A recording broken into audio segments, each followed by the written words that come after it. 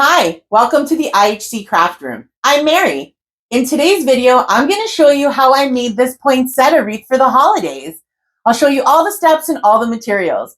Isn't it beautiful? I can't get over how big it turned out. It's way bigger than I expected, and I can't wait to put it on my front door. It's really going to be a showstopper. Grab all your stuff and let's get crafty. This is Mary. Welcome to the IHC Craft Room. For materials, we'll begin with a piece of foam board, some faux leaves from the IHC Craft Stash, 4-inch red burlap, I used about a roll and a half, and some medium gold ball ornaments. For tools, we'll be using a 14-inch wire wreath frame as a stencil, my friend Julio the glue gun, a pair of scissors, a ruler, some finger protectors, a pen or a pencil or something to write with, and a mask for those burlap flyaways. Let's get started by measuring out and cutting our burlap into 4-inch squares. This is going to take a while, so get comfortable. But it won't take long to get into a nice rhythm though, so before long we'll be moving on to those tacos, don't you worry. I'm just going to stretch out my burlap, measure out 4 inches and cut. Are they perfectly 4 inches and cut in a straight line? Well, I'll never tell. But before we jump ahead to burlap taco making, just how many 4-inch squares should you be cutting? That's a good question. The truth is, I don't have a good answer for you. It'll all depend on how tightly you roll your tacos. What I can tell you is the amount I ended up using for my wreath. So let's do a little burlap taco breakdown, shall we? For my wreath, I rolled my tacos fairly tightly, so I ended up needing quite a few tacos. The outer row, row 1, had 38 tacos, and then since each row obviously decreased in size, so did the number of tacos I used, with 23 in row 2, 16 in row 3, and a final 12 in row 4, right at the very center. So I had an overall total of 89 burlap tacos on my wreath. That's a lot of tacos. Of course, when I started cutting 4-inch burlap squares, I had no idea I would need 89. I had no idea how many I would need. So I started by cutting about 40, and then I started making tacos. Let's get started with that, shall we? Because 89 tacos is a lot of tacos to roll and glue. So let's not waste time dilly-dallying. First, I'm going to take my 4-inch square and turn it sideways into a diamond shape. And then I'll roll it over my finger like that until I get a nice cone shape. And then using Julio the glue gun, I'm going to add some hot glue to that little triangle that's left behind. Then we'll go ahead and tap that piece down onto our burlap taco and wait for the glue to dry just a wee bit.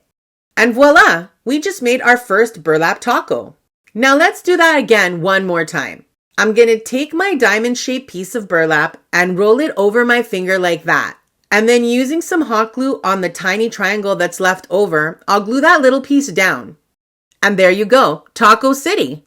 Before you know it, you'll have a pile of little burlap tacos sitting in front of you, and it'll be time to start thinking about gluing them onto our base. But hey, we have to make that first. So let's go ahead and do that.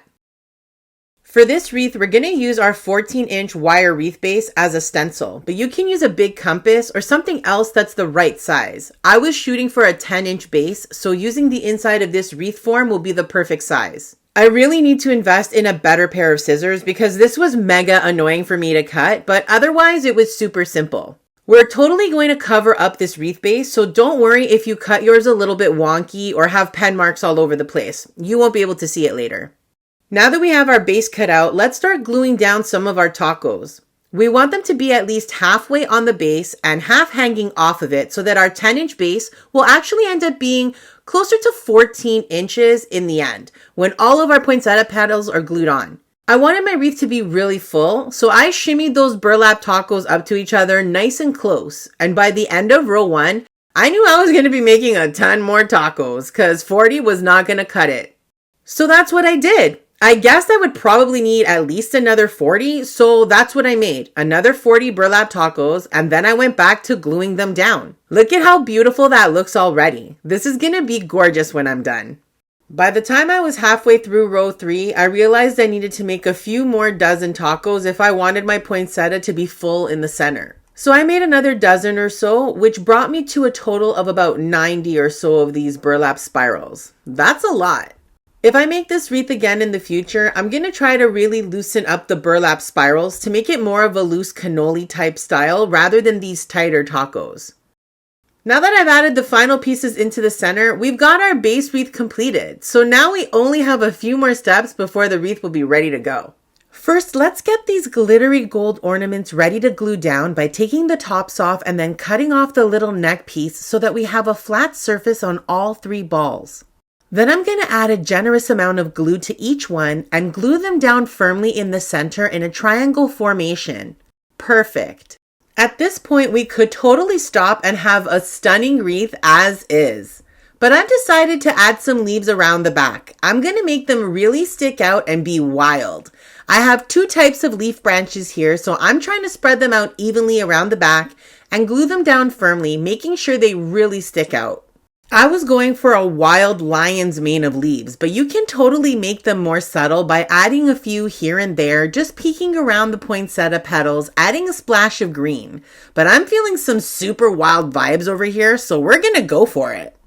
At this point, you can totally continue adding leaves to your heart's desire, but I decided to pause so that I could attach the hook mechanism to the back of the wreath right in the middle of adding my leaves. That way, it would have time to dry as I finish gluing down the rest of my leaves. I'm going to take a zip tie, form a small circle with it, and then add a generous amount of hot glue to the back of the wreath base and plop that zip tie right in it. And then we wait. Yes, patience, back again. Oy. Once it's hardened enough that I can let go without the circle moving, I'm going to cut some jute cord, tie it into a loop, and attach it to the zip tie. And then I'll switch my focus back to adding the last of the leaves.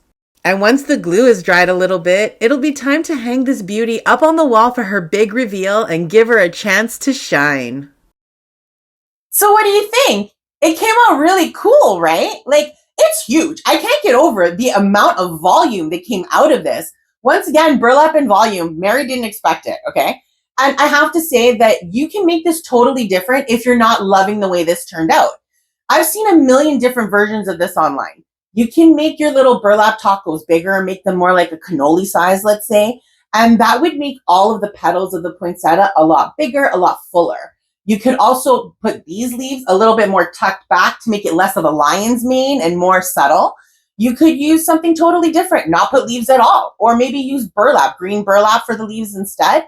There's a million ways you can tweak and customize this to make it totally your own. And I'd love to hear from you in the comments below if you do make this wreath. Tell me all about it. If you're interested in learning more about wreath making or candle making or dot painting, check out one of these videos. And don't forget to subscribe so that we can continue to get crafty together. Toodaloo!